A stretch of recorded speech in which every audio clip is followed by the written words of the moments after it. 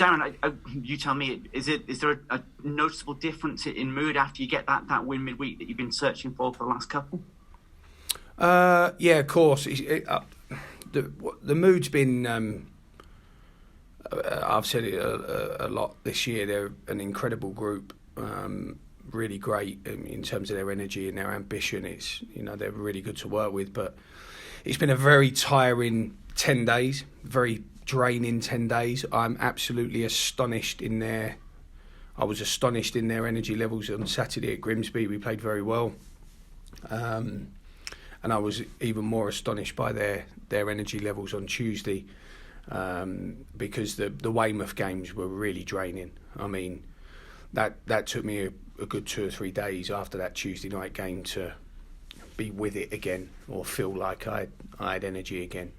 So their commitment and professionalism over the last couple of weeks has been very good. So, and performances have been better. They've been better. They've been slowly improving, and I think that's that natural cycle had to occur because of all the changes we had to make after Wilkinson came out of the team. But they seem to be improving all the time. Yeah, and you're right, and you can go to Grimsby and a lot of good stuff to build on there. But just psychologically, especially for some of the younger lads, when they see the sort of 3 points at the end of it, the fruits of the improvements Absolutely. that they're making, that's got to your job easier in terms of that's how we do it, that's how we get the results. Yeah, I think so, and obviously they thrive so much off of our supporters. When you look back at the Weymouth celebrations after the game, I mean, you see how young our players are when Sam's going around with his video, his phone, and we're filming Sonny and Barnett and Jack Robinson and Dan Moss. I mean, they're so young, these lads. So anything positive that comes out of the stand is really embellished in these young people, and the same the other way. When the criticism comes, it's embellished in that way because these are all new experiences for them. But I thought they were very good. Last 2 games have been excellent, and we just needed some better players to win the game at Grimsby. If I'm being brutally honest, maybe not better being a good word, but definitely more experienced, more rounded. But the football we're playing is improving. Yeah, and talking of young players, they're not youngest by any stretch of the imagination, but for the likes of Charlie and Tom getting those goals and getting goals from other than Joe Quigley, who had that quick start and has sort of slowed down a little bit, it's important that you share those responsibilities around and that those players step up and do what they did. No, you're definitely right. Charlie and Tom are seasoned campaigners in this dressing room, which is when we play old v young in training, it's astonishing really, the players that are now old.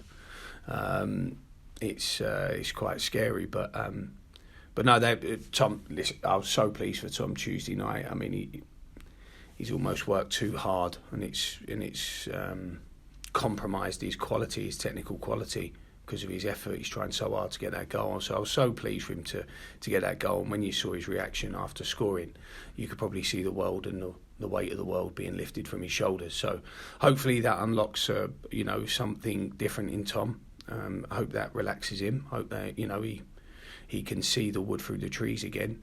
But it was nice that Tom made the first goal for Charlie and Charlie for Tom. So that was a good link up, and I thought tactically it was we were very good on Tuesday. You mentioned the Weymouth result. You now know who you face, of course, in the first round of the FA Cup after Yate beat Dover in midweek. That's certainly going to be a different challenge for you in just over a week's time. Cool, tough, yeah, very tough. I said Tuesday. I'm obviously an ex non-league player, and I know exactly what it's like to go to these places, and you have to roll up your sleeves, and whatever you think of Yate or whatever the level is, add a good 40% to their performance level on the day where they're playing against a Yeovil team or a Dover team, as they did so well against, and that's their level on that day. And it'll be a tough game. We need to treat it as a really big game, as we will, and the players need to understand the importance of winning it. And sometimes, because when you play against sort of the underdog, if you like,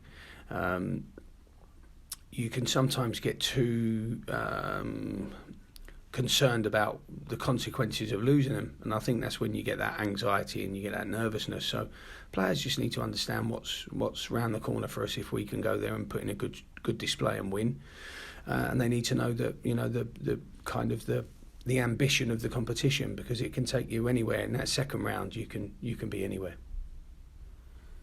So another tough game this weekend, and Solihull Moors, maybe not the biggest of names historically in the National League, but they're certainly sort of building and getting themselves into a position where they're going to be seen as right up there and fighting for a place in the EFL. No, it's like that. Another one of them top sort of 7 or 8 clubs that are a resourceful club now. They're a very resourceful. I'm trying to be as polite and as professional as possible, but they've got resources, and they did that. I mean, buying Andrew Dallas from Cambridge highlights that point. We were very close on a couple of players signing and for our football club, and Solihull swooped in and took them from under our nose. So they've got a resource now that we haven't. We're probably considered the bigger club in all due respect, but we're certainly not the bigger club in terms of resource. But I was just explaining this to Terry. We've got no flexibility. We've got to go there and just be what we are. We can't change. We haven't got the room for manoeuvre. Neil's a really great guy. Someone I've really enjoyed coming up against from Stevenage when he was at Wimbledon, and obviously when he was at Notts County. And they've always been good games. They've always been very, very good games. I'd like to think we're quite like-minded in the way our teams play. And we've got to be at our best. They made so many changes Tuesday night, and still wasn't at the detriment of reducing performance levels. So they've got a squad and a depth to their squad where we don't really know where or who's going to play or what shape. So we've just got to kind of put that to one side and concentrate on what we're doing. And what you say there about having to, you've got your way of playing and that there's limited options to change it given your circumstances. Does that bring, does that make it easier almost in a way? It's like, right, this is what we're going to have to do. We're just going to have to do this really well. Yeah. Well, you only ever get that question mark when you have options, and we haven't got options. It's very, very, clear and simple. We have to make sure that the sum of our parts on the day is as good as theirs. And we have to work with those parts and daily in order to try and make them as good as they can be, because without the well-reported senior ones that we've got that are injured, these are all developmental players, all developmental. Take out Staunton, Smith and Gorman, the rest of them are going through huge stages of development and experiences they've never had before. So being balanced, working with them constantly on the training pitch is very enjoyable, may I add. But we have to, it's more of a process rather than an immediate, let's change this and provide a solution to that. We can do that with a player. We can't do that. Those solutions take weeks, sometimes months, in order to develop the player so that it doesn't become a problem. Thank you very much, Darren. Thanks, mate.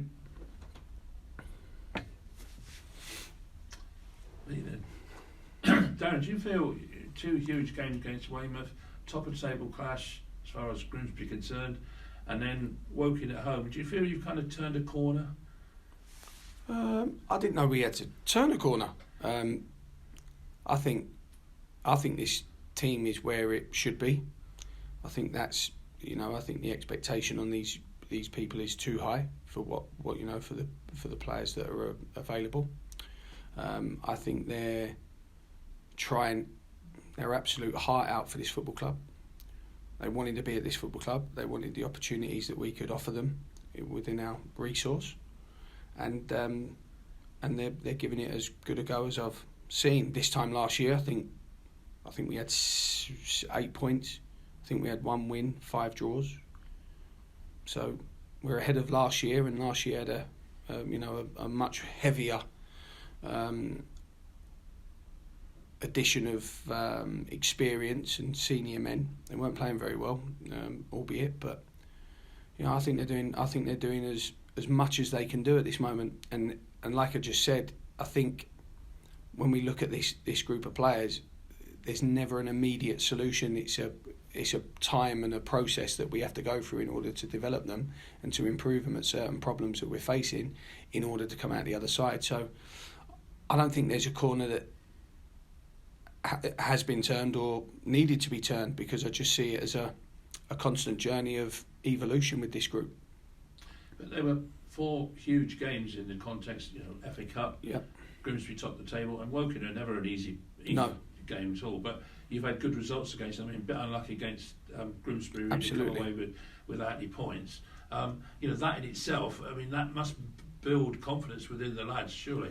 I think building confidence with this team comes from the staff and how we are with them. I was really positive after Grimsby on the Saturday, and at the same point I didn't want them to come away thinking that playing well and losing is acceptable, because it's not, because we'd all rather play really badly and win. That's the other side of the coin.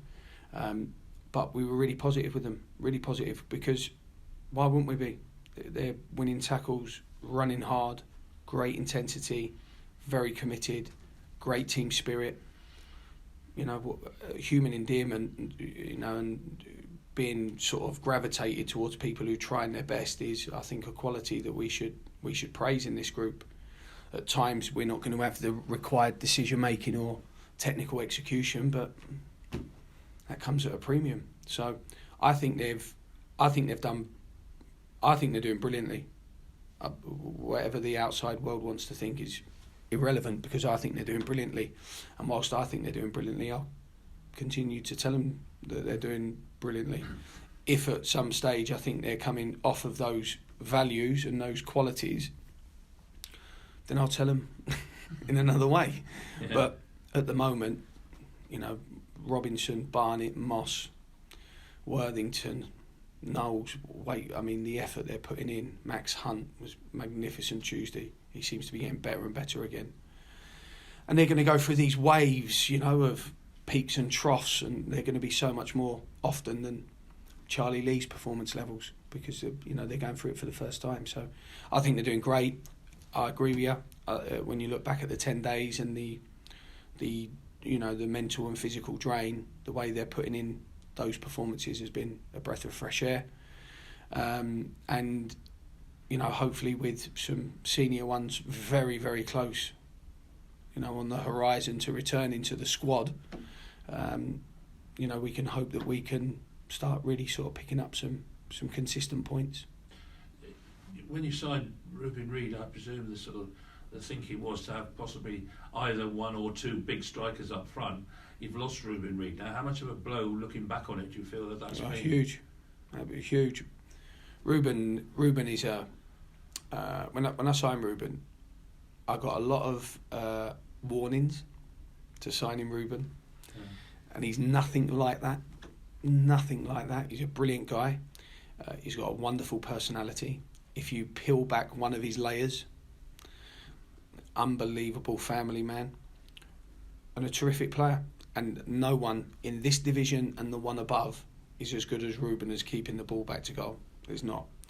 So he has been a big miss, but the miss has been his influence and his character and his knowledge and his experience. And he is ahead of schedule, by the way. And we're very positive about him probably making an earlier comeback than what we first thought. Ruben's desperate, obviously, as you can imagine, to be back out there playing. He's in all of the dressing rooms of all of the games. His contribution's been magnificent, as has Mark's, as has Luke Wilkinson's, and he'll be a massive player for us when he comes back. I mean, he is a proper footballer, Ruben, and a proper guy. And like I said, he's been a joy to work with. Do you feel that Joe Quigley suffered a little bit because of his? Oh no, Joe's in the objective form of his life. I mean, to score 6 goals in 10 starts is incredible for Joe. I mean, Joe's had 14 football clubs. He's 25 years old. He's scored more goals for Yeovil than all of the other 14 clubs put together in the space of 14 months. So Joe's ascent into where he is now has been brilliant. what he's now doing and where he is now is that I can see a fatigue in Joe where he's had to carry the football team or to carry his department in particular, and he's had to lead the line and be the experience. He's had to be the Ruben Reid for Sonny Blulow and Ben Seymour's and people like that. And I can see a fatigue in him now that I've never had to see before, because we've never had to use him so incessantly like we have done. Saturday at Grimsby was the first time where I actually saw real physical fatigue in him, in his body language, in the way he was playing, and that was the first time I've taken him off, I think, all season. So Joe has been fabulous and will continue to be fabulous, but they're going to need rest and recuperation like all of them will. And Joe again is going through that period for the first time in the career where the manager's telling him, "You're my guy. You are the guy. You got to play every minute of every game." And he's now breaking down new walls of how to play more minutes in the coming weeks. But a massive player for us, Joe. And when Ruben's back, he'll be a massive player for us still. Solihull Wolves on Saturday, as you've already said, they're quite a useful side to say the least. First of all, have you got any more injuries, or are anybody coming back? And you've lost Simper. Yes. He's gone back to Cambridge, hasn't he? Yes. So, yeah. Alex Bradley will be training today. Right. Luke Wilkinson will be training today. So they're pretty big ones for us. Sonny Blulow is training today after needing an extra couple of days on Tuesday. So those three should be back in different formats. But they will be back around the group. Simper is, Simper was getting going again after his COVID, then his injury. So he's had a real stop-start time, Lewis. But Cambridge needed him back. So, I wish him all the best. He's a brilliant guy, brilliant kid. Such a great attitude. And another one of these loans. I always class loans as people who are in and people that are out. And he's one of them that really came in with, I want to do my best for Yeovil. I have so many loan players that say, I've come here to play as many minutes as possible. That's not winning. That's not Yeovil winning. That's him playing as many minutes as possible. So I think when you get loans, you can categorise them into two. One where Romeo Hutton was like this. Romeo thought of Yeovil as his club, not Birmingham, his club. So I think when you get loans like that, Lewis was in that category. Well, best of luck for Saturday. Thanks, Three more points and everybody be happy. It would be. How you doing, Darren? You okay? Good. Taking into account what we've said, would it be better for the players to be playing again on Tuesday, or is it better to have a week off and get onto the training pitch? Sorry, what do you mean? With not having 2 games this week. After the Saturday game? Yeah. From a coach's point of view, training pitch all day, every day. From a player's point of view, they'd probably want to play. You'd want to play, wouldn't you? I mean, training's enjoyable and we create a good environment here and we've got good coaching, but footballers want to play football matches, and I was shocked in their energy levels and their enthusiasm Tuesday night after, as we spoke about, 2 huge derby games. The length of time in those derby games, the amount of drama in those derby games, plus the travelling to Grimsby. They were, was on the bus for 7.5 hours on the Friday. I can fly to New York quicker than drive to Grimsby. So, after all of that, they were incredible Tuesday. And as you're saying, is it kind of the 3 weeks of kind of taking the lead and then being pegged back later on? Was Tuesday a culmination of that? I just think they're getting better. I don't really get the urgency to demand win off this team. If you're going to demand win off this team, you need to spend Wrexham money. Solihull, they're signed players that you lift up as a coach. You lift them up, and this was my first year team. Just used to lift them up, put them in the tunnel, off you go. And hopefully I've sent them out there as motivated and as fit as possible. This group's nothing like that. This group is a process group, and you have to take your time and you have to make sure they're developing. You have to make sure they retain a self-belief. if I criticise these young people for every poor touch or bad tackle or bad decision, they're not going to feel too great about themselves. So, you know, these moments with these types of groups, and I've been in development a long, long time, you have to take time. You have to take your time. So I think they're getting better. They're still going to play badly at times. We're going to lose games at times. Of course we are. But while they're showing a progress, we'll, you know, continue to be really upbeat and positive with them. Some of them astound me every day. Jordan Barnett has been an outstanding acquisition. You know, but even around that one, there was a lot of criticism around him when we signed him. But he's a fan's favourite. His tackling, his intensity, his tenacity. He's got some decent quality. When his brain slows down for a second, he's got good quality. But some of them are so frantic and intense the whole time, it's very hard to slow their brain down. Dale Gorman Glenn Roeder used to say it about Dale Gorman when he was in his early 20s. So intense, so intent on working hard and winning the ball back, that when the ball comes to his feet, his brain's going at 1,000,000 miles an hour and he can't select the right choice. Well, Dale, from when I worked with him at Stevenage to now working with him, is a completely different beast.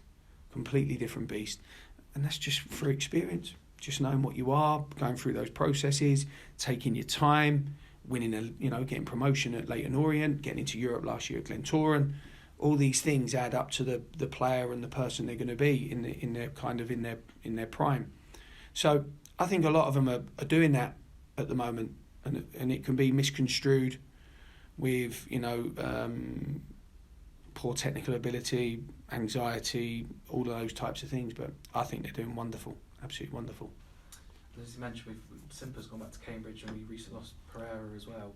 Is there anything in the pipeline to replace those players? Just going on what we've got. Yeah, look, how can I say?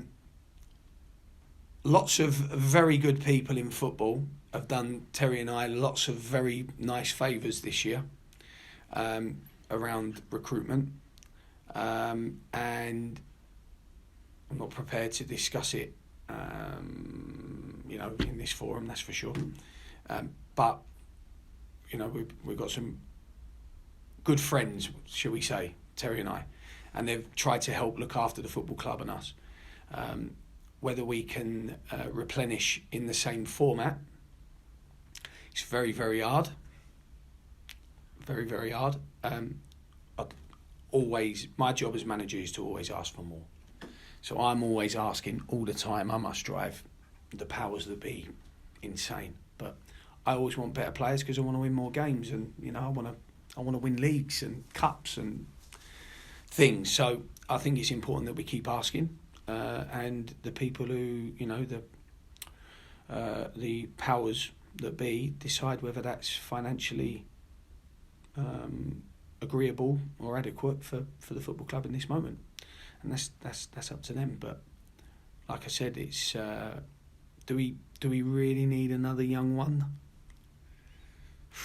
Tough. I think what they need at the minute is some help out there, and a really kind of guiding hand, and a settling figure. Because the one thing Terry and I, which we'd love to be able to do, is we can't be in the middle in that moment with the emotion the way it is and help them make decisions. We're on the side. We look at it from a panoramic view. We're not right in the heat of it. We haven't just thumped into someone and we're angry or stuff like that. That's all they need. They just need a little bit of help to keep pushing them along their way at times. Grimsby, that's all we needed. That's all we needed. And maybe in December we'll have those key stakeholders out there doing those things. But right now, do they need another 19-year-old learner? I don't know. It might be the only thing that's available to us in order for us to have a 8-a-side in training. I don't know. It's the market is very difficult, very, very difficult. That's lovely.